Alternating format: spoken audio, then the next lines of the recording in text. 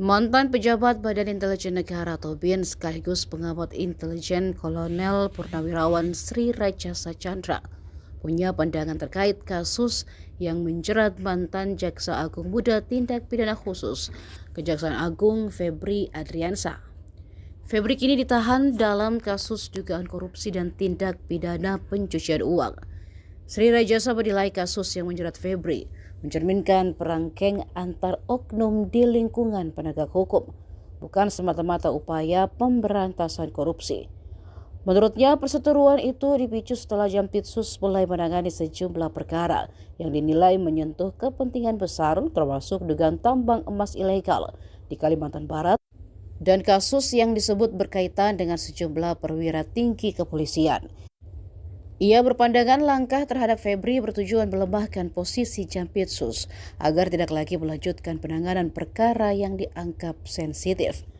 Sri Rajasa juga menilai persaingan antar kedua instansi itu berpotensi merusak kepastian hukum serta berdampak negatif terhadap dunia usaha dan masyarakat.